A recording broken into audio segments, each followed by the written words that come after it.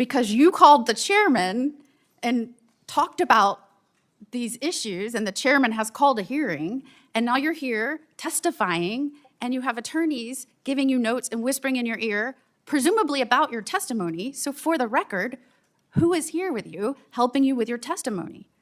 I mean, look, I'm a judge, I'm a former federal prosecutor, I was attorney general, I was a lawyer. Like, this is not an abnormal thing. Yeah, my attorneys have been publicly associated with me. What attorneys are here with you at this hearing, assisting with your testimony and whispering in your ear? Please state their names for the record. My two attorneys that are in the room would be happy to follow up with you after the discussion. So, Mr. Chairman, I would like the record to reflect that you have called a hearing of two people who have hired anti-Trump lawyers. When did you hire them? Senator Moody, a relatively new face in the Senate, came into this hearing not with a focus on policy, science, or the substance of Dr. Monarez's testimony, but with an obsession over optics, specifically who her lawyers were. She repeatedly pressed Monarez to identify her legal counsel, suggesting that the simple presence of anti-Trump lawyers meant there was something nefarious going on. Thank you, Mr. Chairman. Thank you for being here. I have to say, I'm a new senator here, so this is all very troubling to me. But I'm really shocked. Most people come and introduce their families. I'm really shocked that we have behind you anti-Trump lawyers that you've invited. Do you want to introduce your lawyers that you brought with you today? I'm just noticing that they're aiding with your testimony. They keep handing you notes and whispering in your ears, so I figured you should probably, for the record, put their names in the record. My lawyers have been publicly associated with me already. So you're refusing to acknowledge the attorneys that are present in this hearing room helping you with your testimony? The attorneys that I have been... I mean, I've been in the legal world for a long time, and attorneys generally aren't shy about stating appearances and saying when they're here helping clients. So is there some reason you don't want to introduce the senators to the lawyers that are here and put their names on the record? Yeah, I think... I mean, they're passing you notes, so I think it's fair for the record to know who's passing you notes while you testify. And I really didn't mean that, trying to be adversarial here. I just think for the record, it's probably good to know who's passing notes and whispering in your ear. I think my counsel is happy to follow up with you. I was hoping that we would stay focused on the critical issues related to... We're at a hearing because you called the chairman and talked about these issues, and the chairman has called a hearing, and now you're here testifying, and you have attorneys giving you notes and whispering in your ear, presumably about your testimony. So for the record, who is here with you helping you with your testimony? I mean, look, I'm a judge, I'm a former federal prosecutor, I was attorney general, I was a lawyer. Like, this is not an abnormal thing. Yeah, my attorneys have been publicly associated with me. What attorneys are here with you at this hearing, assisting with your testimony and whispering in your ear? Please state their names for the record. My two attorneys that are in the room would be happy to follow up with you after the discussion. So, Mr. Chairman, I would like the record to reflect that you have called a hearing of two people who have hired anti-Trump lawyers. When did you hire them? I sought their counsel, I believe on the day on or before the day I was fired. And is now refusing, now that they're in the courtroom and helping with testimony and passing notes on what to say, refusing to give their names to those of us that may not know their names. I mean, is there a reason you don't want to give their names? Are you afraid that it's going to come unraveled, that you have this whole network of people that's trying to embarrass the president or go after the president, and now you are joining this group? Why don't you want to give their names? Their names have been publicly associated with them. They issued public remarks early on after. Well, let me ask your colleague. I've noticed they've also been giving you notes too and whispering to you. Will you state their names? So their names are Abby Lowell and Mark Zaid. That wasn't too hard. Thank you very much. I appreciate it. I really was genuinely asking so that the record was clear. But now I'm wondering what else we're trying to hide. And I'll go back to you.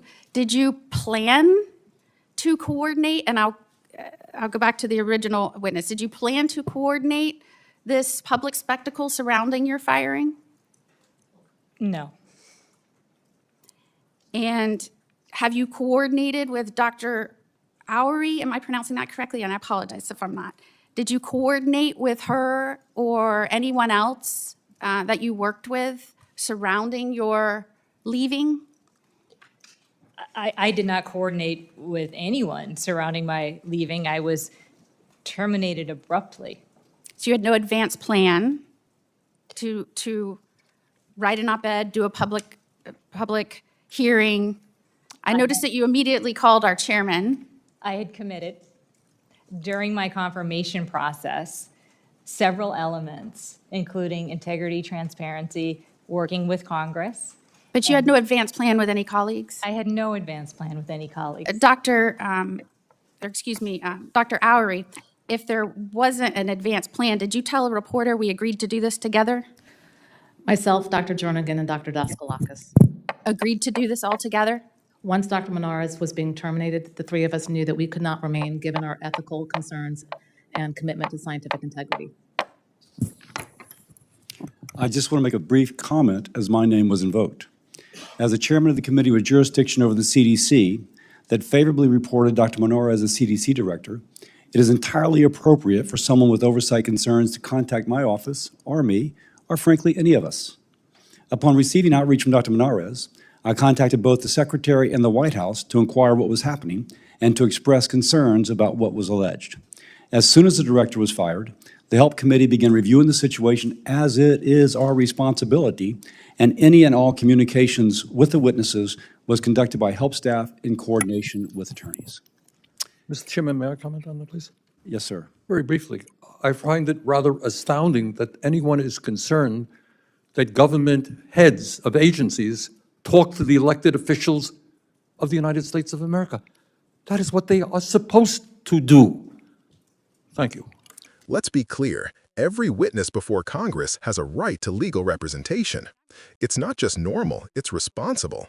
Particularly for someone like Dr. Monarez, who was thrust into a political storm after being terminated under highly controversial circumstances. Yet rather than focusing on why a public health official was fired, why scientific integrity may have been compromised, or how politics might have interfered with the CDC's mission, Senator Moody chose to turn this into a loyalty test. The question became not what happened, but whose side are you on? Dr. Monarez, for her part, remained calm, almost remarkably so. She made it clear that her attorneys were already publicly associated with her, meaning their identities weren't a secret. Yet Moody pressed harder, her tone dripping with suspicion, as if the refusal to say names on the record implied guilt. What was most telling, though, came at the end, when Moody finally learned the lawyers' names and still insinuated there was something being hidden. That moment laid bare the real motive here. It wasn't about transparency, it was about theatrics. When oversight turns into spectacle, the truth becomes harder to see. And that's precisely what happened here. Senator Moody, perhaps eager to prove herself to the MAGA wing of her party, tried to frame Dr. Monarez's testimony as part of an anti-Trump conspiracy. The narrative she pushed was one of victimhood, that any criticism of political interference or ethical breaches must be part of a grand plot to embarrass the president. This is the same defensive script we've seen repeated for years, shift attention away from misconduct and focus instead on attacking those who speak up. But here's the deeper takeaway that viewers shouldn't miss. Dr. Monarez's testimony wasn't about politics, it was about ethics, about the line between science and political pressure, about whether government scientists can tell the truth without fear of retribution. And when those in power make a witness's credibility hinge on who their lawyer is instead of what evidence they present, that's when democracy itself takes a hit. Thankfully, we also saw a reminder of what responsible oversight looks like. When Senator Murray, the committee chair, spoke up, she reminded everyone that it's entirely appropriate, even necessary, for agency heads to reach out to elected officials when they believe something's wrong. That's how checks and balances work. That's how transparency begins. And when Senator Murray underscored that point, she wasn't just defending one witness, she was defending the integrity of the process itself. At its heart, this exchange wasn't about Dr. Monarez's lawyers. It was about power. Who has it, who fears losing it, and who dares to question it? What Senator Moody revealed, perhaps unintentionally, is that for some in Washington, accountability itself is seen as a threat. But for Democrats like Senator Murray, and for Americans who still believe in facts, evidence, and good governance, accountability is the foundation of trust. And that's the larger lesson here. Transparency shouldn't be weaponized. It should be honored. When a witness stands before Congress, especially one risking career and reputation to speak truthfully, they deserve our attention, not our suspicion.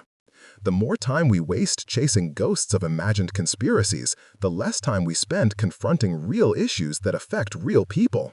So if you take anything from this hearing, let it be this: democracy doesn't thrive on fear or accusation.